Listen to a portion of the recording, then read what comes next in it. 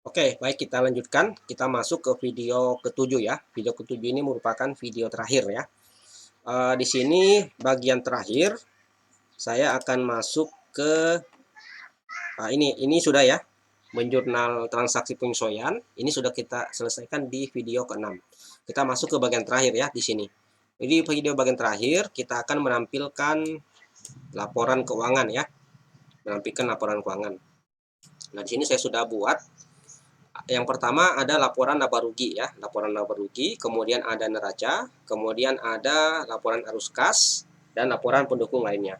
Nah, perbedaan antara Mayop atau ABCS Accounting dengan manual, di sini tidak muncul laporan perubahan modal ya. Karena di ABSS laporan perubahan modal itu sudah diinkludkan dengan di neraca begitu ya. Oke, yang pertama kita akan menampilkan terlebih dahulu laporan laba rugi ya. Nah, laporan laba rugi untuk menampilkannya kita masuk ke report ya di sini. Nah, di bagian account kita klik ini ya, income statement accrual. Kita klik customize. Ini dari Januari ya sampai Desember, klik display. Nah, ini laporan laba ruginya ya. Laporan laba ruginya. Ini laporan laba rugi setelah kita masukkan penyesuaian ya, setelah menghitung tadi penyesuaian dengan pajaknya. Nah, laporan laba rugi ini kita bisa eksplorasi lagi ya dengan cara kita klik send to ya. Nah, di sini ada format Excel, email, fax, PDF, dan seterusnya. Nah, ini berguna jika misalnya kita ingin membuat laporan laba rugi yang kita sudah custom ya, yang sudah kita rubah-rubah begitu ya. Mungkin disesuaikan dengan kondisi ya. Nah, di sini kita bisa rubah menjadikan Excel atau email atau PDF ya. Kalau kita jadikan Excel, nanti jadinya seperti ini. Nah, seperti ini ya modelnya, model laporan laba rugi di Excel hasil dari ABSS ya. Nah, di sini kan masih apa ya? Masih apa ini angkanya ya? Nah, ini kan tidak apa? Tidak ini ya, sesuai dengan kondisi Indonesia. Harus dia kan ini rata kiri ya. Nah, ini kalau mau dikasih kanan boleh ya. Oke, ini yang berubah ke Excel. Atau bisa juga kalau saya di sekolah biasanya lebih suka dengan PDF ya. Jadi klik saja send to, di sini ada PDF. Nah, di sini langsung pilih ya, mau disimpan di mana. Misalnya saya pilih udah Buana, di sini income statement ya, accrual. Ini kita bisa ganti laporan laba rugi. Kita klik save. Oke, sudah tersimpan ya ke PDF. Nanti kita lihat ya. Kita close. Selanjutnya, yang kedua neraca ya, neraca. Neraca juga sama ya. Jadi semua laporan keuangan itu bisa masuk ke sini report. Report untuk neraca klik ini balance sheet, standar balance sheet ya. Ini dari Desember. Nah, seperti ini. Ini neraca yang ada di ABSS Accounting ya. Nah, format neracanya ini sedikit berbeda dengan apa namanya? Berbeda dengan format neraca yang ada di Indonesia.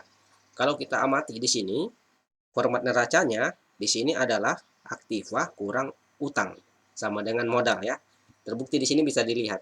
Ini. Di sini aktivanya 1.589.500 ya. Kemudian dia selisihkan langsung dengan utang. Selisihnya merupakan modal ya.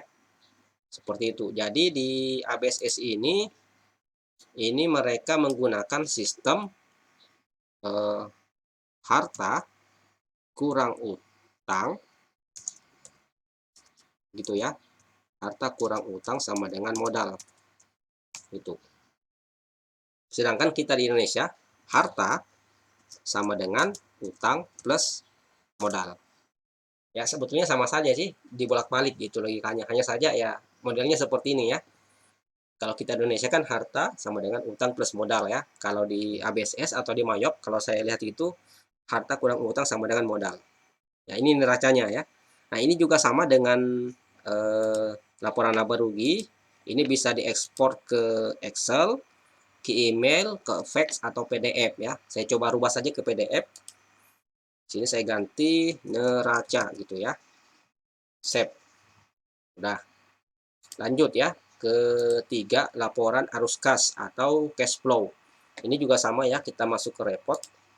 Nah, cash flow itu bukan di menu account, tapi ada di banking.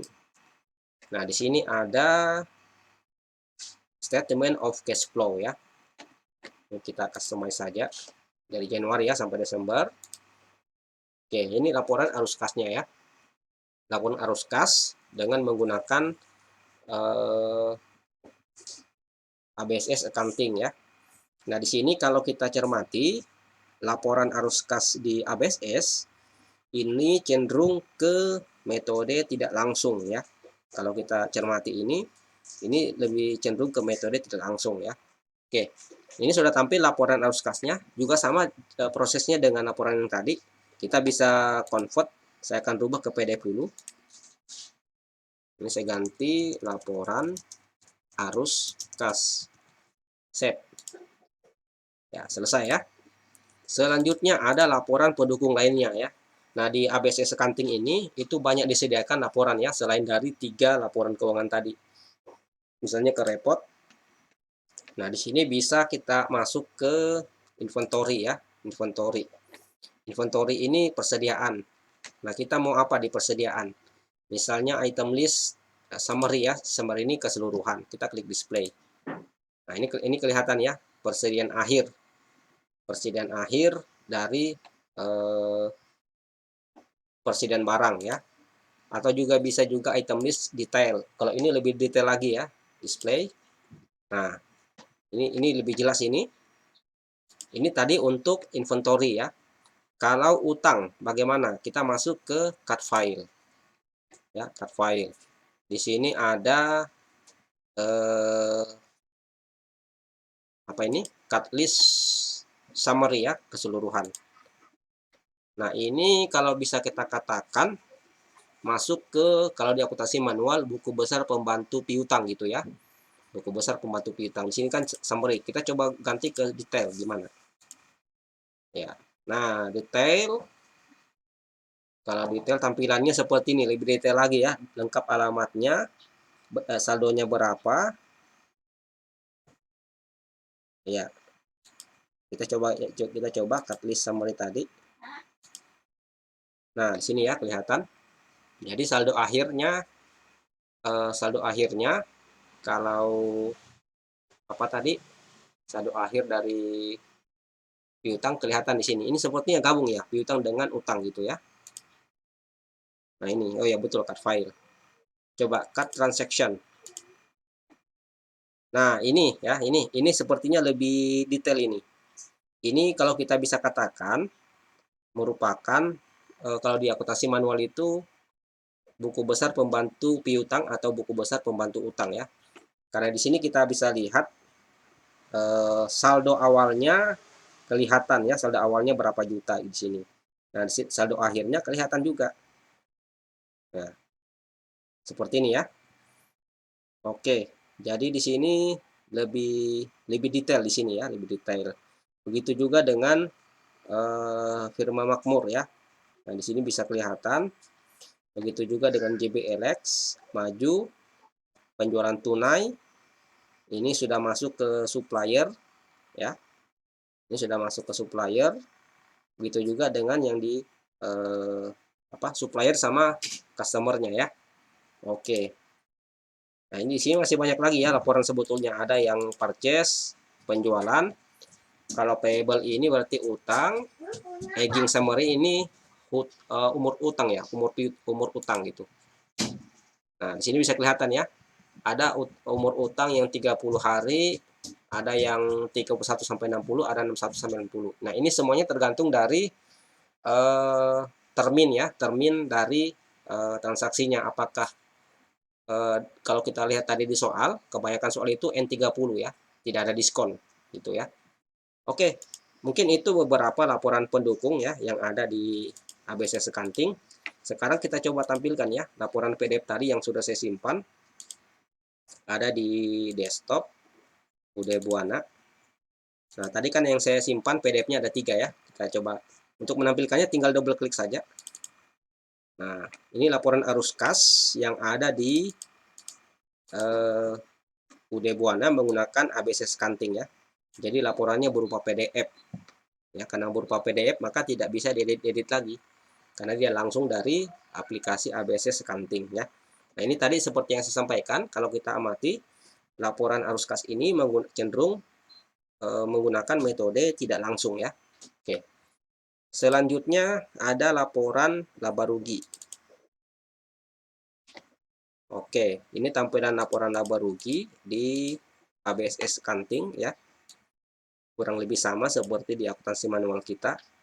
Penjualan kurang HPP, laba kotor dikurangi dengan beban usaha, ditambah pendapatan luar usaha, dikurangi dengan beban usaha ya. Nah, di sini tadi alasan saya ya mengapa menggunakan nama akunnya menggunakan bahasa Indonesia. Ini sangat membantu kita begini ya. Apalagi terutama siswa yang baru bertemu soal UKK ya, dan mereka sudah terbiasa dengan nama akun berbahasa Indonesia ya. Kalau mereka langsung menggunakan bahasa Inggris, nanti bisa bingung begitu. Kalau saya sih lebih cenderung dengan menggunakan akun bahasa Indonesia dulu ya. Jika mereka sudah familiar, baru nama akunnya kita rubah ke bahasa Inggris begitu. Tapi bisa juga ya langsung ke bahasa Inggris juga tidak ada masalah sebetulnya. Yang penting mereka bisa memahami sebetulnya ya. Oke, ini laporan laba rugi di ABSS Scanting. Selanjutnya ada neraca ya. Neraca. Nah, ini tampilan neraca yang ada di ABSS Scanting ya. Ini tampilannya. Kalau kita amati di sini seperti yang saya sampaikan di tadi ya. Neracanya sedikit beda dengan kita ya di Indonesia. Di sini di ABSS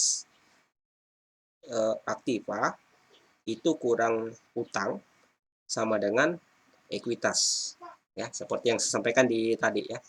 Nah, ini perbedaannya ya kalau di ABSS Accounting dengan di komputer akuntansi ya, seperti itu.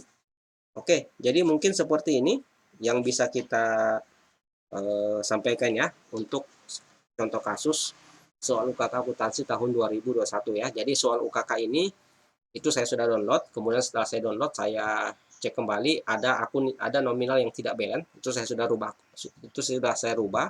Kemudian juga ada beberapa yang saya rubah ya penempatan akunnya ya untuk lebih sesuai dengan di aplikasi ABSS Accounting ya. Oke, demikian pembahasan kita tentang soal UKK.